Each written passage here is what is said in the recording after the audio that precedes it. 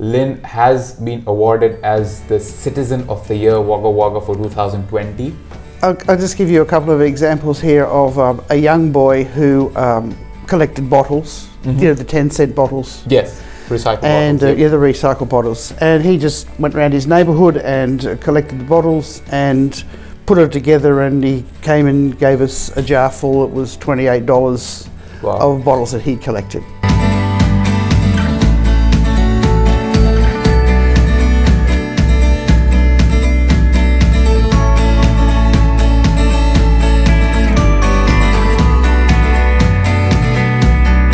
Greetings and welcome to another joyful, enlightening, and for this particular episode, generous episode of Humans on Happiness, where we catch up with the likes of yourself, me, and our guest today to understand their hacks and habits of how they lead a happier, positive, and more wholesome life on a conscious basis.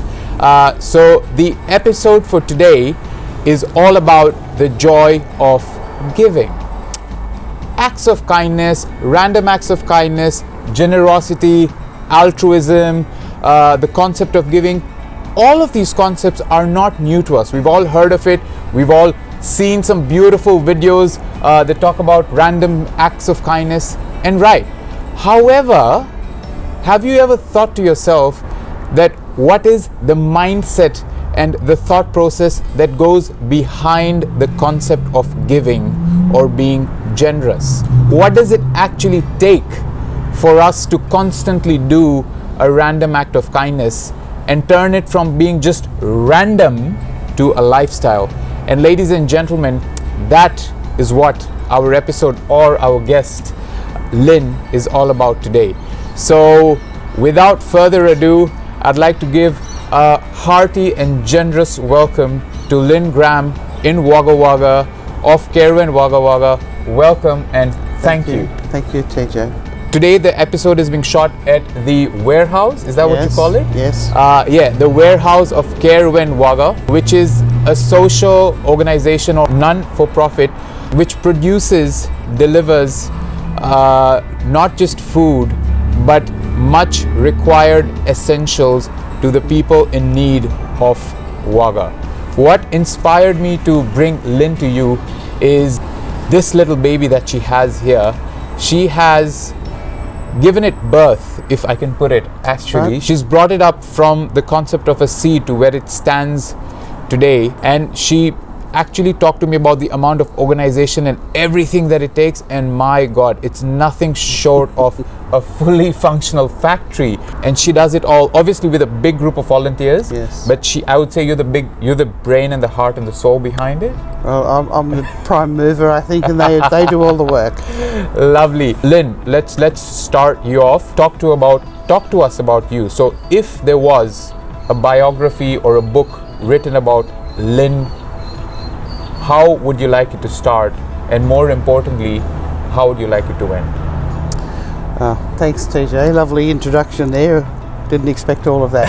But so we were very fortunate to have had a beautiful mum and dad. Right.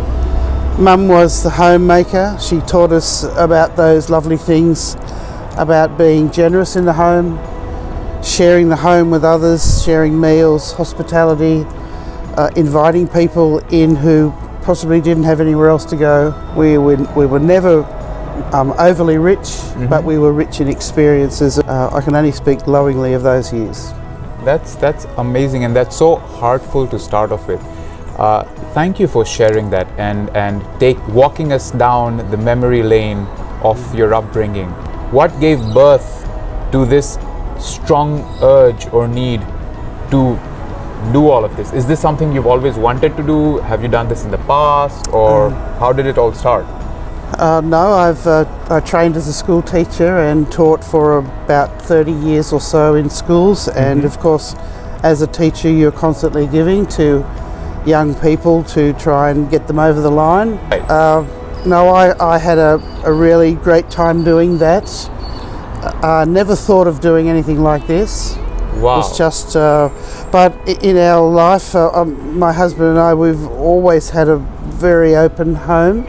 Right. But we didn't have any idea of where our retirement years were going to lead us. Right. So this is a retirement program where you're supposed to be doing those things that generate interest and excitement and adventure. Absolutely. And we had, after we both retired, we had about 10 years of doing that. Right. And then thought, well, there's got to be something more. Right. So what was that to be? We didn't know at the Right. time. So we thought about it and came up with some ideas, and this was one of them. And this, giving to people, giving back to society, community, is the retirement plan. Wow, that is Yes. absolutely respectful. In 2019, we started. We ran one full year before the COVID came. Right. That's where CareVan started, and up to now we've done 25,000 meals. 25,000 meals. Yeah. And the journey only started in 2019, you said? Yes. So taking you to that value of generosity and that ability to give, where do you think that comes from? Is it something that exists in every single person? And where do you think that comes from?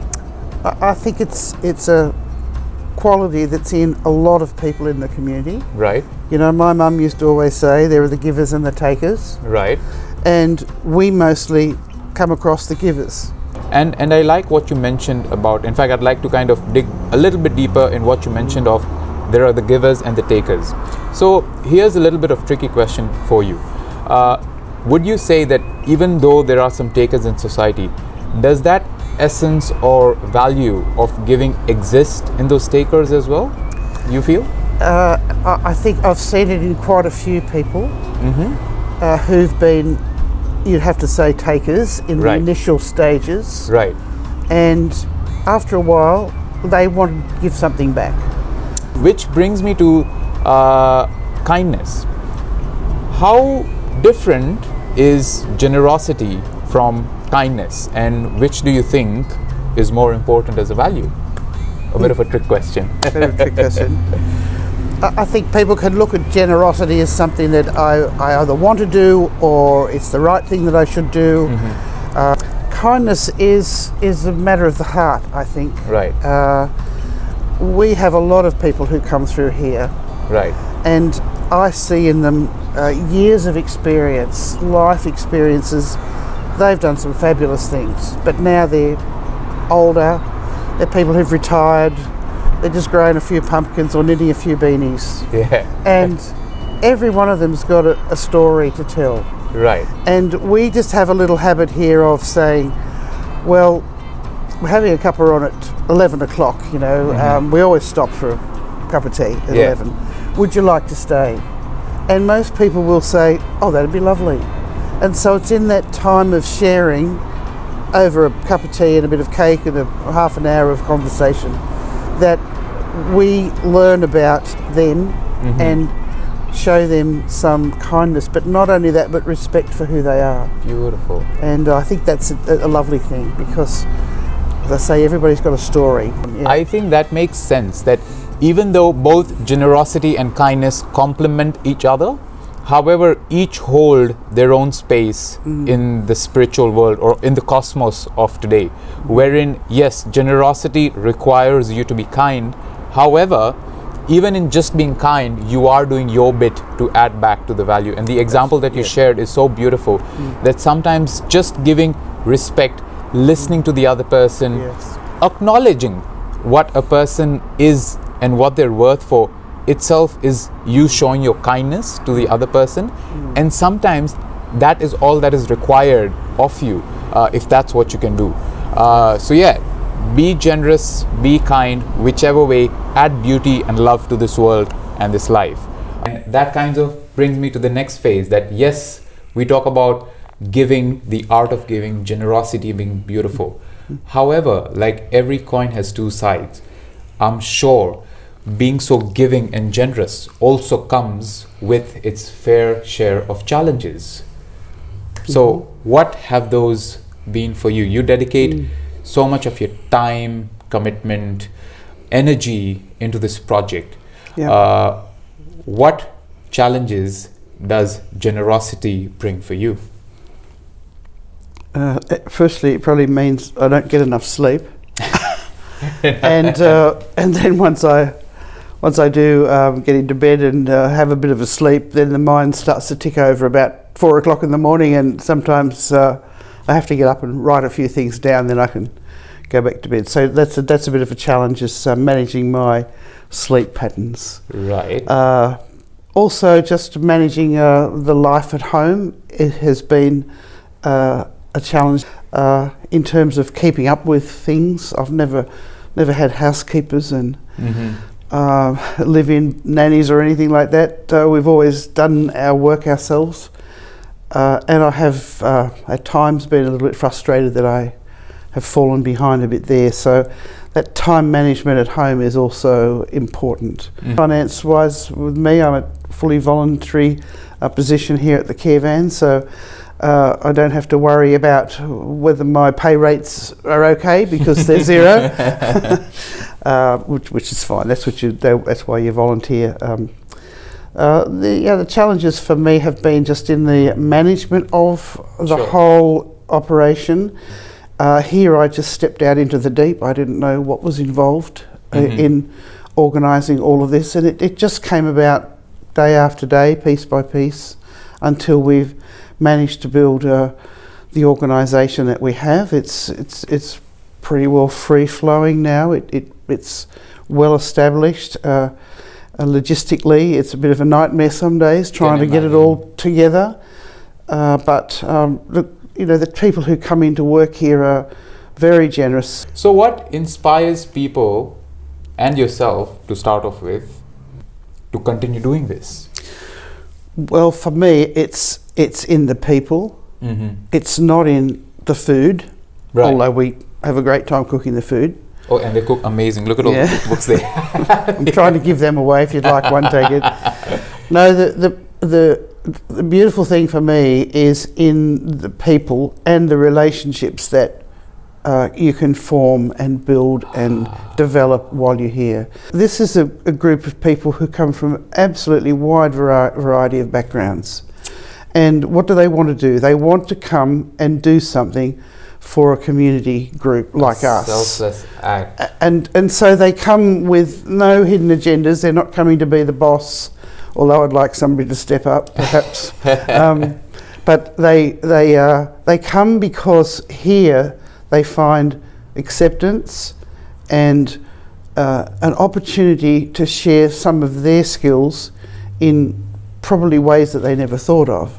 And so sitting in this space here around the lunch table and working out there in the kitchen, it's a real buzz for people because they know that this group of people accept them totally. Wow. They're valued, they're loved, they're cared for, they're appreciated. And there's the camaraderie in the groups that we have, although there are 3 different groups during the week, and sometimes they never meet each other, but I know them all, and I know I know the atmosphere that's here every day. It's gosh, I'm glad I came today. Oh, that is beautiful. And people just say, oh, I put off the dentist appointment, or I put my COVID shot off, or I'll get the car registered tomorrow because I don't want to miss this day. Because it's such a family caring atmosphere where people, we don't intrude in each other's lives. Right, yeah. But there's that real love for each other and appreciation of just who each person is. It's a really lovely thing. In fact, that's something I never thought of as well, is the power of connection, the power of deep relationships that you form with the people who you're giving with and the people who you're giving to. You've all built friends and relationships throughout your life, but with every friend or with every connection, you've got some sort of an agenda as to what brought you together. Yep. Right? And there is a certain level of expectation. But with generosity, it comes down to no expectations. Yes. To who you're giving or who you're giving with. You're all here for one common clause, that's a selfless act. And in that, you form a deeper bond and a deeper connection. Absolutely. That's really pinpointed it. How good does that feel for you? And why wouldn't you want to do it more often? Wow, Lynn, I think that kind of really sets the tone for people to understand the importance of.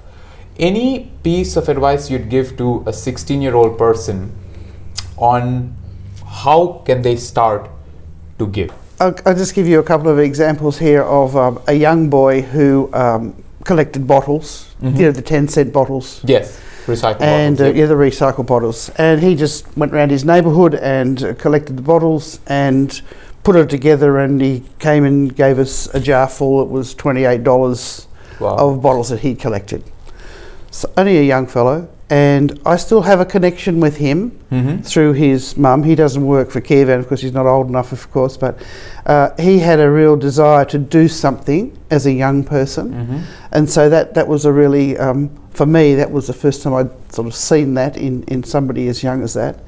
I did see another thing in the paper just a few weeks ago about a young boy who's taken up washing out garbage bins for people, charges a few dollars, and he's putting that towards some charitable cause. So I would just say to somebody who's a young person, look for opportunities that you can give to something in your community or your family or your school group.